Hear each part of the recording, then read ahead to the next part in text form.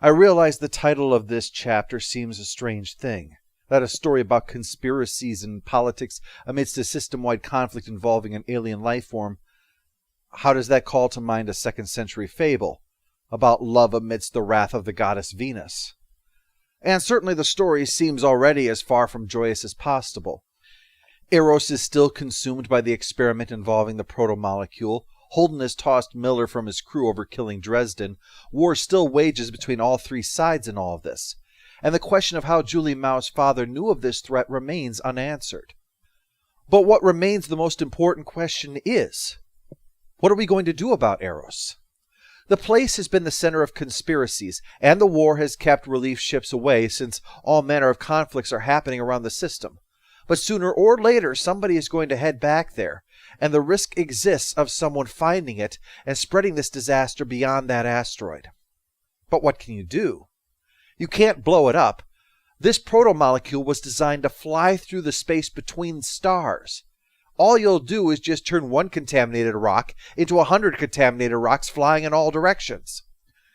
The best thing that could happen would be if Eros just fell into the sun, only that's not exactly something they can do. It was a massive undertaking just to make the thing spin. Moving it into the sun? That's impossible. The only idea left then is to knock it out of orbit towards the sun using the Nauvoo. It's the only engine in existence big enough to do that. The Mormons won't be too happy about that, of course, since that ship is a representation of all their hopes and dreams, built to resemble a cathedral, and they want to smash it into a giant rock in order to protect the system that the Mormons want to get out of. But Fred Johnson and Miller both recognize that unless they steal that, somebody is getting that proto-molecule and is going to do something even worse with it. Of course, it's a rather long distance from where Eros is now and the sun. It's going to take a long time to be destroyed. Long enough that Mars, Earth, or even another OPA faction, a corporation, even criminals could land and try to get a sample of it. So the plan is to put nukes on the surface that can be triggered if anybody gets too close. They would destroy the docks and irradiate the place so that no one can safely approach. And Miller is going to be leading the team heading there ahead of the Nauvoo, while the Rocinante provides cover from any of the other groups that might interfere. Except for Miller, this is a one-way trip. He's been hearing from Julie for a long time, "You belong with me." And with nothing more to do with her case, with his career gone and no friends or family left, there's no point for Miller in going on living. So when everyone else leaves, he stays behind on Eros to join Julie in this big Viking funeral. Only that plan falls apart. It's not the appearance of a couple of Earth ships, a science vessel and its escort. The Rosie manages to keep that away. No, the problem is the Nauvoo misses. Not because it was aimed wrong, but because suddenly Eros wasn't there anymore. It moved. The thought of the proto-molecule being capable of dodging a rocket is so terrifying that the crew of the Rosie checked their readings just to find some kind of proof that what they witnessed wasn't literally magic.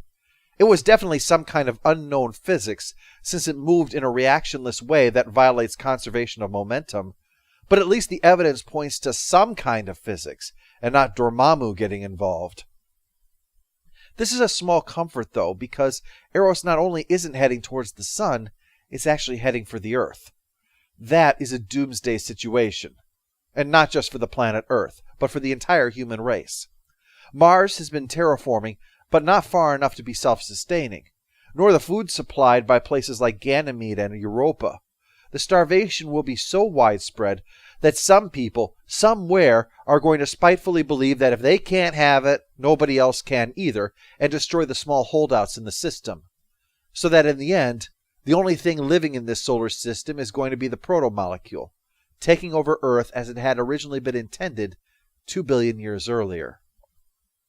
To try to prevent this, Miller puts one of the nukes on a cart and wheels it through the station, looking for the center of the proto-molecule in the hopes that destroying that will eliminate whatever thinking or controlling is steering this asteroid.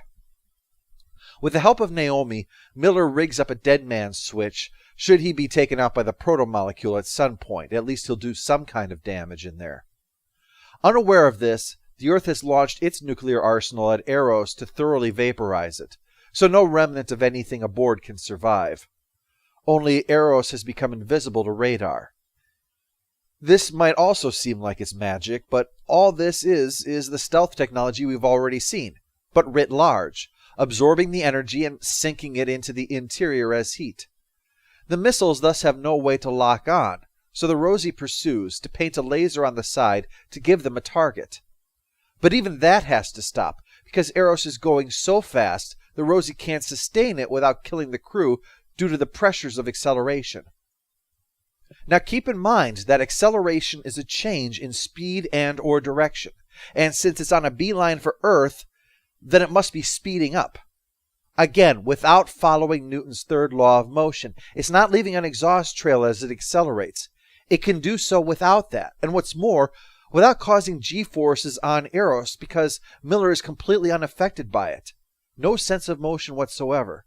Whatever is making this thing work is far beyond our understanding. This demonstrates the sheer power of the protomolecule, and that raises different questions. It's a fact that when this thing was fired at Earth, there were no humans. There were no multicellular life forms at all.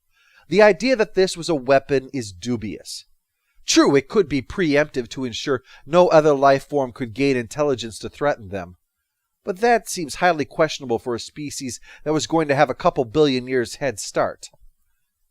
Given what we're seeing, it's far more likely that the protomolecule wasn't meant to wipe out Earth's life for its own sake, but rather to make use of it to fully develop the protomolecule structure for some other purpose.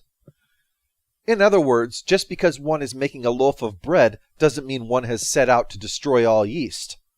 So, what is the protomolecule really for? Miller is getting a hint, as they have been listening to the sounds coming from Eros for some time. Bad music interspersed with random phrases and words taken from the computer systems. There's some kind of thought, in at least some form, occurring here. And he is also marveling at the situation he's found himself in. The growth of the protomolecule is constrained by the tunnels that humans dug for themselves here. He muses a bit over that, similar to the email that used to circulate the web.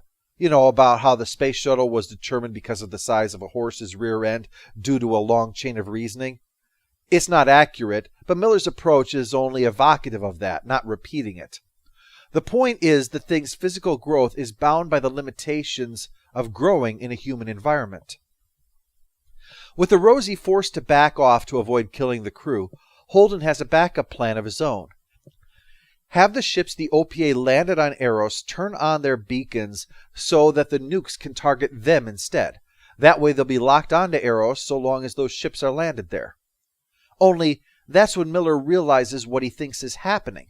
The same way that the physical constraints of the protomolecule are because of human activity, so too will its development be centered around the humans that it was made from. It was supposed to use bacteria, not multicellular life, and certainly not sapient life. Miller theorizes that because all the samples were outgrowths of Julie Mao's fusion with the protomolecule, those tracks were laid down using Julie Mao as the template. In other words, Julie Mao is still alive, and she is Eros now. Her body may be scattered about like everyone else's, but the mind of Julie Mao is alive and well within the protomolecule, speeding back to Earth, believing that she's flying her ship, the Razorback, in a race back home. Miller persuades Holden to give him a chance to find Julie and get her to avoid Earth. After all, so far she's shaken pursuers, dodged attacks, and defeated radar detection. Getting her to voluntarily change targets might just be their best option. Besides which, this has all been acts of defense. What happens if the protomolecule decides to begin attacking? Eventually, Miller finds her. Her lower half is fused with the mass of the station now, but otherwise she's seemingly a living person, even breathing. The thing he'd seen before wasn't dead. It was a chrysalis, waiting to let the new life emerge. The Mormon that Miller had spoken to on his way to this very station from Ceres had told him that perhaps one day humanity would transform into angels. And it seems that in Julie's case, that was true. It's not an easy conversation for Miller once he can awaken her to talk with him, him knowing her from afar for a year while she'd never met him in her life. But he convinces her, since she can't stop Eros, to change direction. Holden had suggested heading towards the lifeless world of Venus instead. After all, it's nearly the same size as Earth, and the planet is the closest one to Earth. Easy enough to tweak the direction there. And so, as Miller removes his suit to be able to touch Julie with his own hands and join her within the proto-molecule, the world is allowed to crash into its new destination. Eros is the Greek name for his Roman counterpart, Cupid. Cupid and Psyche is a love story, a tale of how a girl from mortal stock on Earth might draw the attention of one of those who's in the heavens, and how, when ordered to wrong her, Cupid relented in his deed and fell in love with her. How in time the girl realized she needed him. The girl named Psyche. A name having a dual meaning in Greek. Most obviously, that of the soul, the living center of true being. But also, in fitting description for what has happened to Julie, Psyche means butterfly. Now their love for each other was enough for Cupid and Psyche, but more was needed in that story, because the entire mess happened because of Cupid's enraged mother, the goddess of love, who wanted to see Psyche punished. So in the end, the only way that Cupid and Psyche could be together forever is if they had the blessing of Venus. Leviathan Wakes is a bold story that blends both the fantastical with elements that are more in keeping with hard science fiction. There are constraints in place related to physics. The most obvious bending of the rules stuff is related to the proto-molecule, a bit like the intrusion of magical elements into aspects of Game of Thrones, more fantastic because of the contrast to the otherwise mundane. While the events are big, the focus on them through the perspectives of the two viewpoint characters is interesting. Miller's is the more engaging, though, as he is on a clear character journey, even if it's wobbling about as he gets there, while Holden's personality seems a bit flat by comparison. We get inside of his head, but it's mostly just what comes out of his mouth anyway. But then, the fact that he lives means that he's probably on a longer arc, so keeping that movement limited is reasonable. But it does mean that Miller often overshadows Holden. The focus within those in the belt also provides a more immersive view of the situation. While knowing directly how Earth and Mars might be perceiving things, while being a fly on the wall in one of those destroyed ships or stations would be powerful, this focus gives the reader the same sense of scope that individuals facing real-world problems have. Looking at a powder keg and being unable to stop it once someone has lit the match, or be that someone and know that you can't undo it as easily, gives us a different perspective than knowing how the characters are being perceived by others. Through these characters, the themes are allowed to exist in conflict with each other. Holden's is that it's better to have an ugly truth than a beautiful lie, while Miller sees the pretty lies as all that keeps people from killing each other. It's thus appropriate that Fred Johnson wraps a lie around Miller's act of sacrifice, to use it as a peace conference to try to bring it to a success. A selfless belter who went inside to lay down his life to protect Earth, while Holden wants to tell the truth, that they lucked out in having an ex-cop on site looking for a way to commit suicide. But what we're seeing is the disagreement between Holden and Miller was that those ugly truths were tools to mislead people. It was true that the beacon on the scapula was Martian, but it wasn't put there by Martians. It was true that the engines on the stealth ship were made on Earth, but that didn't make them part of the Earth Navy. And everything coming out of Dresden's mouth was there to convince them that what happened to Eros, and by extension to Julie Mao, was right. And Holden was prepared to once again be convinced, while Miller refused to allow it. What the story shows us is that in this conflict, there's no good guy side or bad guy side. There's just sides. Earth is open to corruption, as it's home to most of the wealth. Mars is committed to its goal even to the point of exploiting colonies, despite knowing what it is like to be an exploited colony. And the Belt uses both to justify murder solely for the sake of lashing out in anger. Yet clearly those like Holden, Julie, and Fred are Earthers committed to doing what's right for everybody. The Martians treated Holden's group civilly despite the accusation that had been hurled against them. And Miller was willing to save Earth despite the price it would demand of him. The conflicts are huge, but there's room for individuals to rise above it and be decent to each other, to oppose injustice, or at least to not support it. But the problems, they do exist.